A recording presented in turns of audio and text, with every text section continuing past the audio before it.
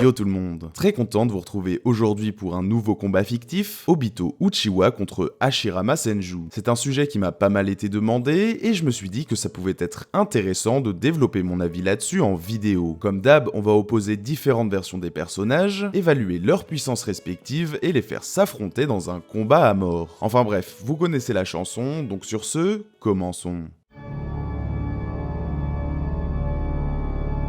思った通りだ。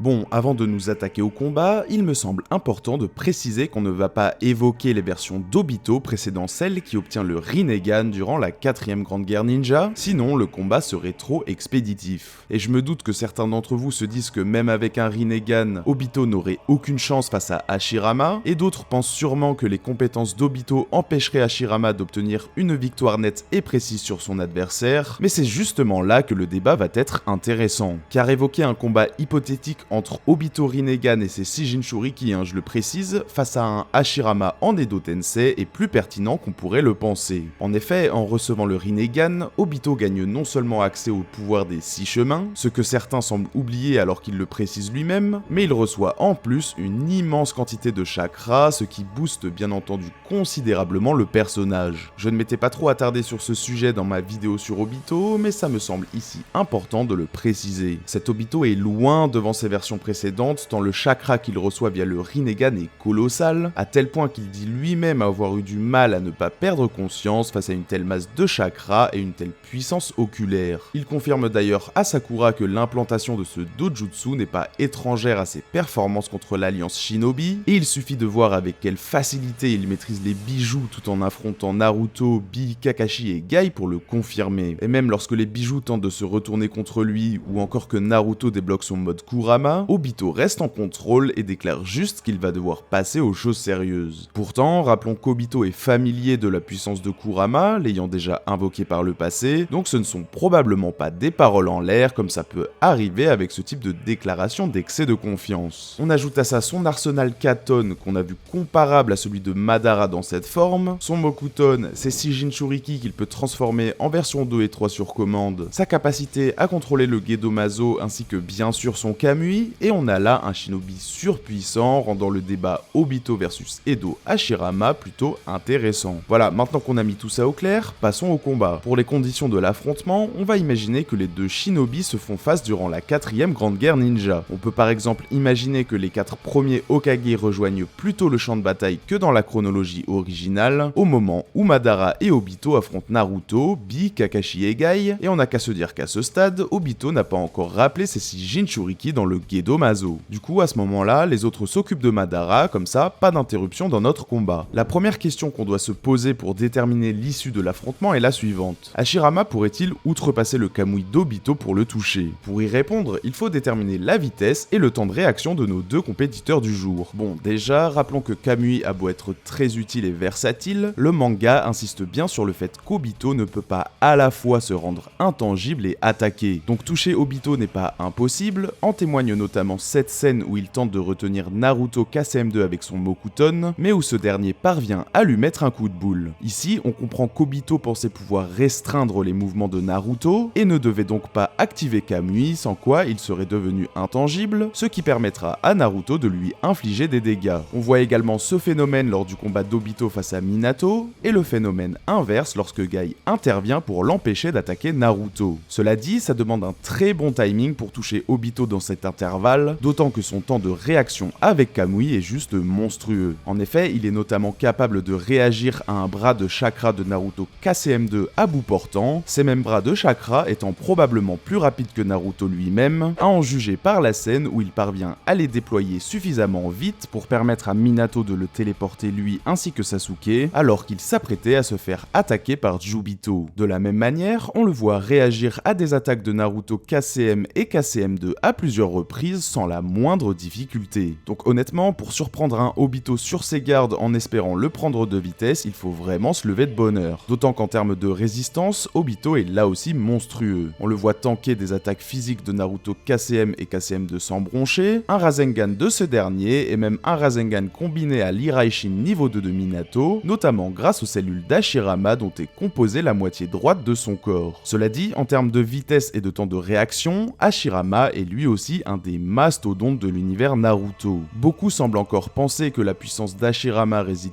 uniquement dans son Kekkei le Mokuton et dans son mode ermite, mais même en forme de base, Hashirama est décrit et représenté comme l'un des shinobi les plus puissants et rapides de l'histoire. En effet, il est capable de réagir à Madara Mangekyo Sharingan éternel et d'échanger quelques coups avec lui en forme de base lors de leur duel dans la vallée de la faim, mais aussi dans leur combat en Edo Tensei, ce même Madara étant pourtant capable de réagir sans effort à un clone enragé de Naruto KCM2. Donc Edo Hashirama en forme de base a lui aussi à minima un temps de réaction comparable à celui de Madara, Naruto KCM2, etc. De son vivant, le mec était carrément capable de réagir à une bombe bijou de Kurama combinée à une lame du Susanoo parfait de Madara à bout portant et à la dévier avec son quintuple Rashomon. Du coup, avec ce qu'on a vu, on comprend qu'Obito et Edo Hashirama en forme de base se situent à peu près dans le même tiers en termes de temps de réaction, mais qui des deux est vraiment le plus rapide? Eh bien, personnellement, je dirais Hashirama, car déjà, sa capacité à réagir à toutes les attaques de Madara, que ce soit de leur vivant ou en Edo Tensei, constitue finalement une meilleure performance que celle d'Obito qui réagit aux attaques de Naruto KCM et KCM2. En effet, ces versions de Naruto sont comparées à de nombreuses reprises à Sasuke Mangekyo Sharingan éternel en termes de vitesse et de temps de réaction, et pas besoin de vous rappeler que ce Sasuke est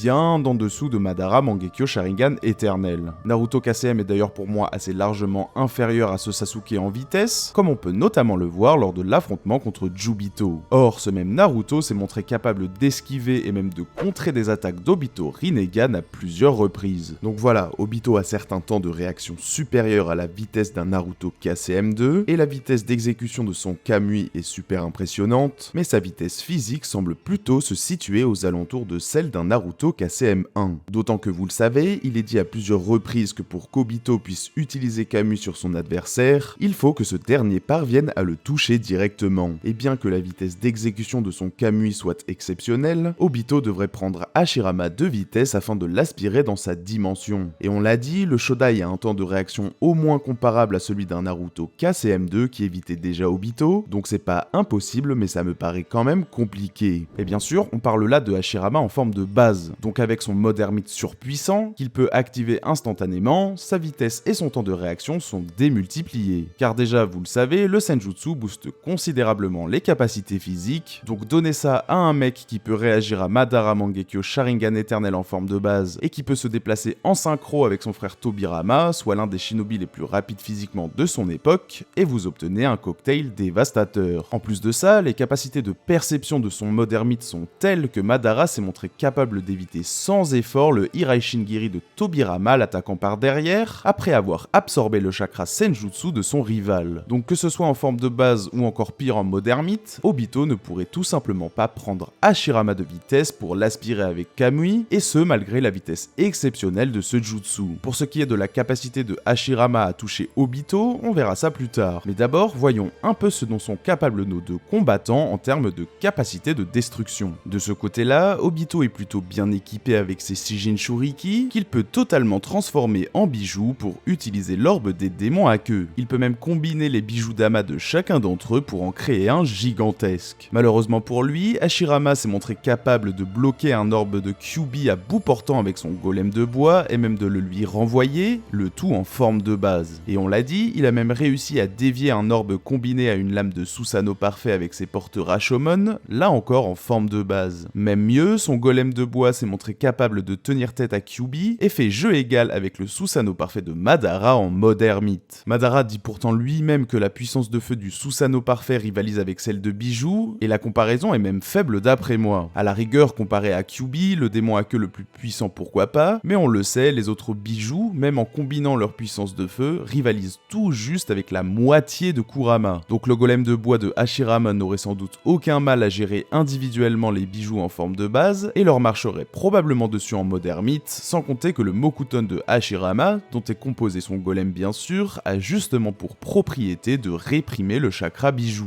Et de toute façon, si jamais Hashirama souhaite se débarrasser des bijoux pour se concentrer sur Obito, il peut toujours utiliser les 1000 mains véritables dont chaque coup de poing a une puissance de frappe comparable à un orbe des démons à queue de Kurama couplé aux lames du Susanoo parfait de Madara. De la même manière, le Katon d'Obito a beau être très puissant et gigantesque, on l'a dit au grand maximum comparable à celui de Madara et d'Otensei, alors que Hashirama gérait déjà le Katon de Madara de son vivant. Enfin, bien entendu, pas besoin de comparer leurs maîtrises respectives du Mokuton. Et de toute façon, les capacités de régénération d'Hashirama en Edo Tensei rendraient ce type d'attaque totalement inefficace. D'ailleurs, même si on retirait ce facteur de l'équation, les capacités de régénération d'Hashirama que Madara compare à celles de Tsunade et son Byakugo lui permettraient d'encaisser sans problème le ninjutsu d'Obito. Même ces shurikens géants qu'il projette avec Kamui se font bloquer par un mur d'automne de Kakashi, donc bon, c'est vraiment pas ça qui va inquiéter Hashirama. Voilà, bien qu'Obito soit loin d'être ridicule en puissance de feu, il ne fait malheureusement juste pas le poids face au dieu des shinobi. Enfin, en genjutsu, Obito dispose bien sûr du Sharingan, et s'est même montré capable de contrôler totalement un Jinchuriki parfait avec une illusion, que la Mizukage compare carrément au Koto Amatsukami de Shisui. C'est toujours bon de le rappeler, car dans d'anciennes vidéos, j'avais fait cette comparaison, et certaines personnes dans les commentaires m'avaient dit des trucs genre « Comment oses-tu comparer le Genjutsu d'Obito au Koto Amatsukami, t'es malade ou quoi ?» Je sais pas les gars, faut demander ça à Kishimoto. Bref, Obito est un monstre en genjutsu, y a aucun débat, mais je vois mal Hashirama se faire prendre dans une illusion, non seulement car il a combattu toute sa vie face à des Uchiwa détenteurs de Sharingan, parmi lesquels Madara d'ailleurs, dont les compétences en genjutsu sont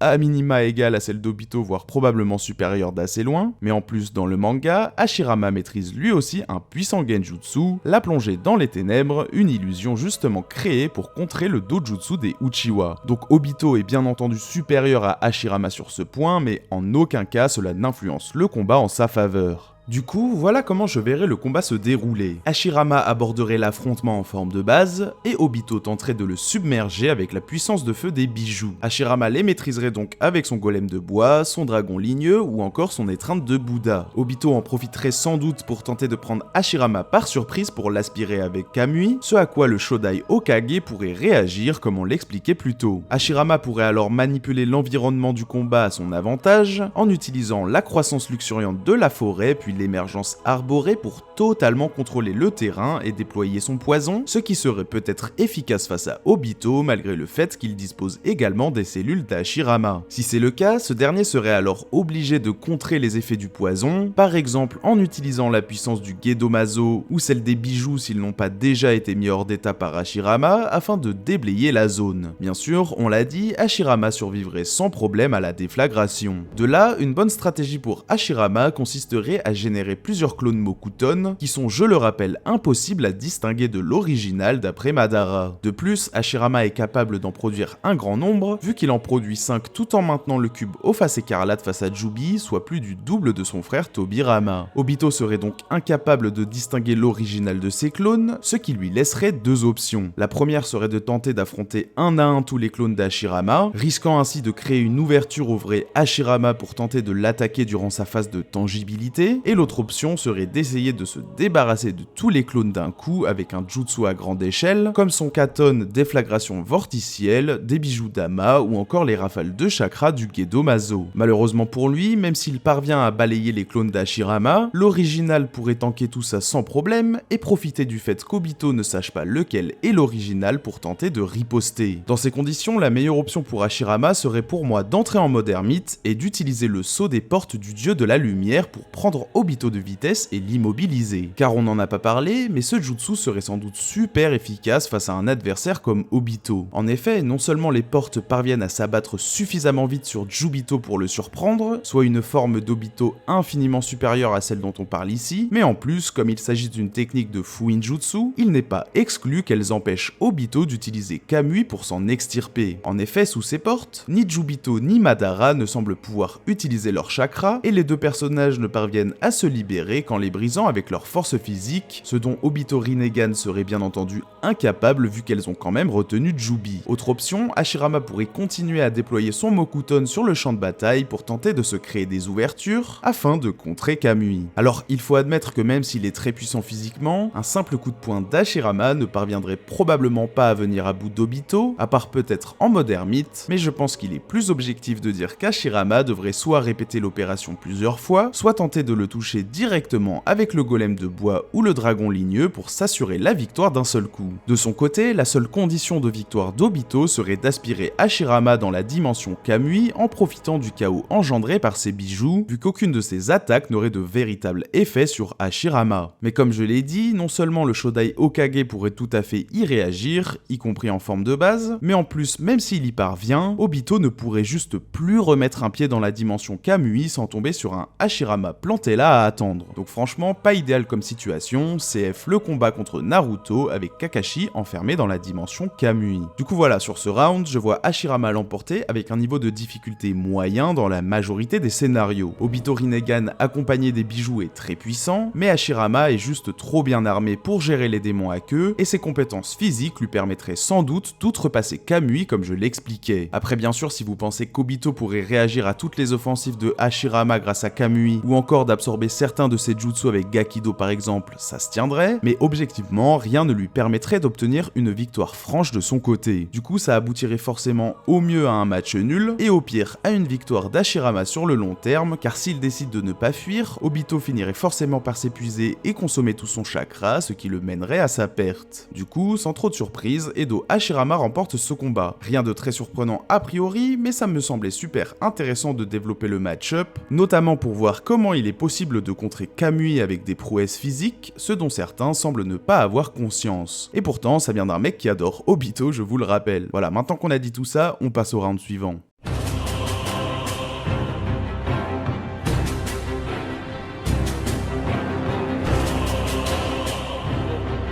Bon, maintenant, on va s'attaquer à un combat entre Jubito et Hashirama de son vivant. Dans cette forme, le Shodai Hokage est physiquement bien plus puissant qu'en Edo Tensei, notamment si on se réfère au power-up physique colossal que reçoit Madara en revenant à la vie, qui le rend carrément capable de briser les portes du dieu de la lumière d'Hashirama justement, avant de prendre ce dernier de vitesse alors qu'il l'avait dominé précédemment dans leur combat Edo contre Edo. Quant à Jubito, on va d'abord évoquer sa version instable qui n'a pas encore le contrôle total de Jubi, et donc pas toutes ses orbes de vérité, ni la capacité d'infuser de l'ignoton à ses techniques, ou encore celle de voler. Dans cette forme, Obito démontre une puissance physique et une vitesse incomparables à tout ce qu'on a vu dans le manga à ce stade, d'abord en détruisant lui aussi les portes de la lumière, puis le cube aux faces écarlates sans effort, et en prenant Tobirama, Hiruzen et un clone d'Hashirama de vitesse. Cela dit, on voit que Tobirama parvient à réagir en lui collant des parchemins explosifs, et Sasuke bloque même une de ses attaques un peu plus tard. Et on disait tout à l'heure que Prime Hashirama mode ermite était largement supérieur à ce Sasuke en termes de temps de réaction et de vitesse, donc il faut garder ça à l'esprit. En plus, Madara explique à Hashirama durant leur combat qu'il prévoit de combattre Jubito grâce à son chakra Senjutsu afin de prendre sa place en tant que Jinchuriki de Jubi, afin de lancer le Mugen Tsukuyomi lui-même. Donc ça semble impliquer que le mode ermite d'Hashirama pourrait lui permettre de tenir la cadence face à Jubito. Alors, je l'ai dit plein de fois sur la chaîne, il faut toujours faire attention à ne pas prendre ce type de déclaration comme des vérités absolues, et il faut toujours tenir compte de tous les éléments et du contexte, sinon c'est comme ça qu'on arrive à des conclusions douteuses, comme Aku plus fort que Kakashi, Jiraiya peut 1v2 Itachi Itachi et Kisame, etc.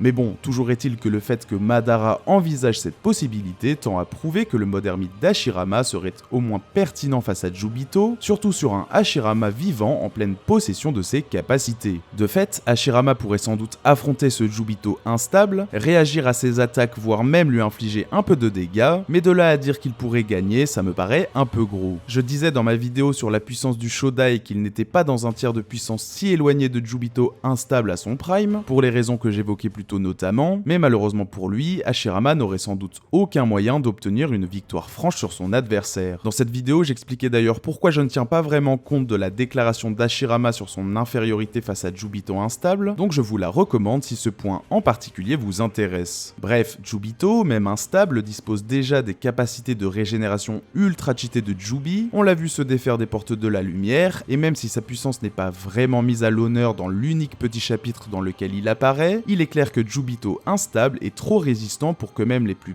puissantes techniques d'Hashirama aient un impact réellement décisif. Par exemple, ces 1000 mains véritables auraient sans doute leur petit effet sur Jubito, mais quand on voit que ce dernier encaisse l'explosion de sa propre sphère de vérité, affirmer que les 1000 mains véritables feraient le boulot me paraît pas très objectif. Du coup voilà, comme j'ai dit, Hashirama pourrait sans doute tenir dans un combat face à cette version de Jubito, mais dans la mesure où il n'aurait aucun moyen de lui faire les dégâts nécessaires pour s'assurer la victoire, et qu'en plus Jubito a des réserves de chakra bien supérieures aux siennes, Hashirama finirait inexorablement par être vaincu. Dans cette forme, je vois Jubito l'emporter avec un niveau de difficulté faible à moyen dans la quasi-totalité des scénarios. Et de toute façon, je pense même pas que cet affrontement arriverait à son terme, car comme je vous le disais, Jubito reprend le contrôle de Jubi en à peine un petit chapitre, et lorsque ça arrive, il est propulsé dans un tout nouveau tiers de puissance. Il débloque ainsi l'Ignoton, les orbes de vérité et la capacité de voler. Sa vitesse dans cette forme est telle que Naruto KCM2 Mode Ermite et Sasuke Mangekyo Sharingan éternel peinent à ne serait-ce que le percevoir. Jubito devient alors également capable d'invoquer l'arbre divin, de produire une barrière de chakra largement supérieure au Cubophase écarlate et peut même projeter de multiples bombes bijoux en même temps. Sans parler de ses orbes de vérité qu'il peut utiliser comme bouclier et dont une seule de ses sphères parvient à bloquer un Rasengan géant combiné de Minato et Naruto mode bijou infusé au Senjutsu, sachant qu'il peut toutes les rassembler pour encore renforcer sa défense. Et même sans ça, on le voit encaisser un Rasengan de Naruto mode ermite téléporté par Tobirama alors qu'il n'était pas sur ses gardes et discuter avec Minato, puis se régénérer instantanément. Honnêtement, ce Jubito aurait juste à déployer sa barrière, envoyer quelques bombes de Jubi et se chill dans un bouclier de Gudodama et l'affaire serait réglée. Jubito maîtrisé remporte donc ce round cette fois sans difficulté dans 100% des scénarios. Du coup ici, Jubito remporte le round dans ses deux versions. Et bien que la première aurait bien plus de mal face à un Hashirama à son prime, la seconde est juste trop loin pour être inquiétée, même par le dieu des shinobi. Voilà les potos, on a fait le tour de ce nouveau combat fictif, j'espère qu'il vous a plu. N'hésitez pas à me dire en commentaire ce que vous en avez pensé. Comme j'ai dit, ce qui était intéressant ici, c'était d'évoquer les interactions entre les deux personnages, et c'était aussi l'occasion pour moi d'approfondir encore ma vision des échelles de puissance et du power scaling en général dans Naruto. Si vous avez kiffé, je vous invite comme d'hab à liker la vidéo, à la partager et à vous abonner à la chaîne, vous le savez, c'est super important. Pensez aussi à me suivre sur Twitter, le lien est en description. Vous avez été nombreux à me demander un Discord, donc voilà, j'en profite pour vous annoncer que c'est en préparation. Merci à tous de m'avoir suivi, et sur ce les potes, il me reste plus qu'à vous souhaiter une super journée ou soirée, et à vous dire à plus sur Contre-Culture. Peace.